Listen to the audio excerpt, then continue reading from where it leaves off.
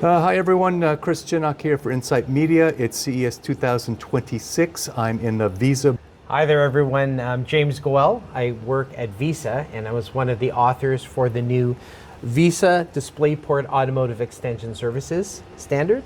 And you mentioned, I want to make sure we talk about all the partners here because I got to Exactly. take a look here. I'm very happy to work with all of these companies listed. All of these companies were active VESA members who contributed to the standard and have actually decided to add a lot of their technical expertise and background to actually writing the standard. So I'm happy to take you through that today. All right. So again, this is our partnership slide. There are other people who contributed as well and other companies, but these are the ones who've actually made their contributions public.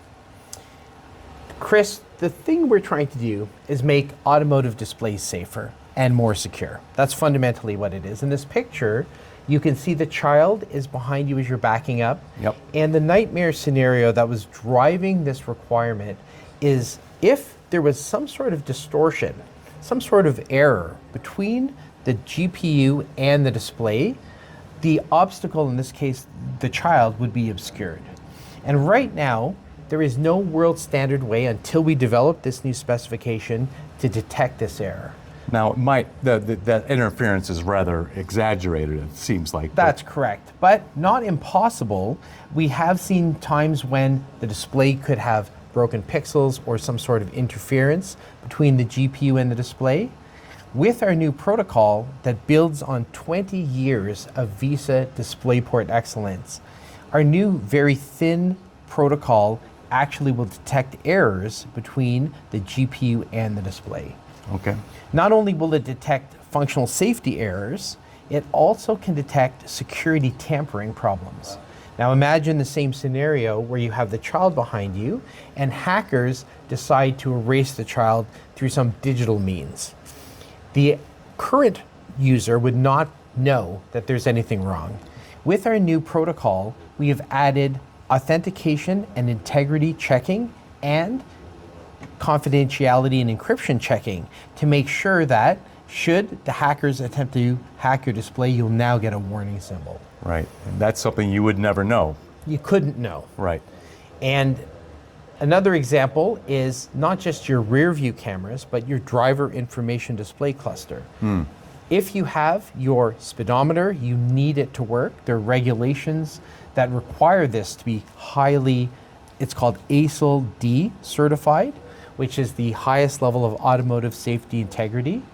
If there's an error on your main dashboard, with our new protocol, you will be able to detect that error and a warning will come up to say, you have to get this fixed, do not rely on this display.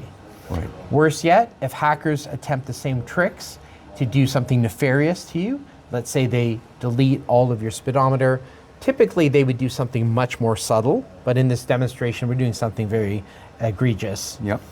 This will now also be detected with our new protocol. In this case, you'll get a warning symbol that says, do not rely on this. And the user may be confused. It could look fine, but the fact they have this warning will cause them to double check. Right, right. And I think that's the key point here is these changes or security incursions may be subtle and undetected by the drivers. That's right. Modern cars have many displays on them. I don't think we need to sell the audience on this, but many of these displays will be and are safety critical. Rear view mirror replacements, the driver information display cluster, side view mirror. All of these currently have no world standard safety or security on the display side until this new specification. Okay, great. Some of the other things, just last quick points here, driving this are world standard new requirements that are coming up. Specifically, we have ISO 26262. In ISO 262... I'm sorry, I saw HUDs there very briefly. Oh, yes. Is that also ASIL D? That's right. Heads-up displays have speedometer information on it. They often have driving directions on it, and definitely would be candidates for ASIL D certification. Got it. Thank you. Here, some parts of the display are so important that we have additional regions of interest denoted by these yellow bounding boxes. These regions of interest get extra security and extra protection on top of the entire frame being protected. There's quite a bit of nuance to the protection. It's not just noise in the pixels that we're protecting against. If the frames are dropped, we detect drop frames. If the frames are duplicated, that is, you've got a frozen picture, we detect frozen pictures as well. We don't have animations for those. If the display has died and you would never know because it's just frozen, our algorithm tags every frame and requires the sync to respond in a timely manner. So there's a lot of nuance in that you'd have to read the technical standard for, but we cover a lot of different explicit use cases, and one of them is this special region of interest. Wow, this is really quite comprehensive. Yes, and I think if you were to deep dive into the math behind it, it is a little intimidating, but all of that is wrapped in a thin protocol layer that's driven by these new safety standards. So ISO 26262 is driving a lot of ASIL D, Automotive Safety Integrity Level D, and there are new automotive security requirements driven by UN 155 and ISO 21434.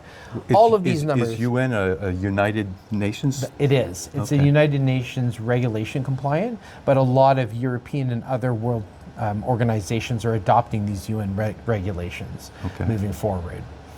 I think the key thing for a key message that I'd like to make sure is that for our automotive OEM customers who are looking at this, the complexity of what we're doing is a thin layer, and I'm just trying to get to that, that is built upon 20 years of VESA expertise. The key thing is that we didn't rewrite the whole VESA DisplayPort standard. This diagram indicates the physical layer. The link layer is 20 years of VESA excellence untouched. We're adding only a very thin protocol layer on top of 20 years of VESA excellence. Gotcha. The one other thing I'd like to also announce is that VESA is partnering with OpenGMSL to announce that the VESA DisplayPort automotive extension is running on the OpenGMSL automotive serializer deserializer backlink. The reason that is because the VESA physical layer wasn't designed for automotive. It was designed for PC and consumer applications. Right. The partnership with OpenGMSL gives VESA access to a very well-established automotive serial deserializer. So what kind of speeds can you get now? Is that a twisted pair or a coax? What is that physically? OpenGMSL has many different standards and many different speeds that they can do. The VESA physical layer and protocol will run at those speeds in all of the VESA modes. It will run in 10-bit, compressed, high resolution, up to 4K by 3840 2160 in all of the different VESA resolutions that are supported, and given the partnership with OpenGMSL in all the OpenGMSL resolutions that they support as well. Oh, okay. Wow. So yeah, because cars are going to have all kinds of resolutions, aspect ratios, bit depths, right? Yes, I think one of the key things that we didn't mention is VESA typically uses standard PC graphics resolutions, but VESA has the ability to create custom resolutions and custom displays. Many of the new automotive displays use embedded DisplayPort for that exact reason. And again, because our protocol leverages existing VESA standards, it's a thin layer on top of existing VESA excellence. Those custom timings are fully supported by the DisplayPort automotive extension standard. Okay, so for example, out on the show floor, there are panoramic HUDs, you know, 34-inch wide. There's 22-inch center console, inkjet printed OLEDs. All those can be supported. Everything is supported. We support multi-stream transport. So if you want to just do a little bit more on my presentation here, we have some complex topologies. What you see here is daisy-chained applications where you have multi-stream transport. So you have multiple displays all chained together. Okay. You can also have parallel displays where you have a switch that splits the display to the left and to the right of the driver display. Of course, you have single high-resolution 8K, 10K displays if you wish. You can also bridge multiple displays, so the back where the kids are will have their own replicator display. All of this is unrelated to the DisplayPort automotive extensions. This is foundational DisplayPort protocol. Gotcha. But because we live on top of that, every one of these displays will enjoy automotive extension safety and security. Now, a lot of these are going to need serializing though, aren't they? That's correct. Each of these links that we're showing here will use a serializer or deserializer to get from the front to the back of the car or to the side or to the mirror. Gotcha. And that's why the partnership is so important for that. Okay. And what kind of bandwidth can the serializer support? Or data rates anyway? Yeah, we'd have to talk to OpenGMSL about that because right now the VESA partnership leaves that up to them to talk about because they have had a number of very big announcements at CES this week, and I invite you, Chris, to come over to that booth and hear more about that. Well, I'm running out of time, unfortunately. So, James, thank you very much for the background. Okay, hi, Neil. I guess you're going to take us through the test plan for this new Teledyne LaCroix, I'm Neil Kendall, product manager for the video products. And so we manufacture the M42DE under the Quantum Data brand. And the M42D is a comprehensive test solution for DisplayPort. When I say comprehensive, I mean all features and functions, I mean source and sync, and I mean compliance as well as functional testing. Okay. And we've just recently added the automotive extensions to that. Very good. Thank you, Neil.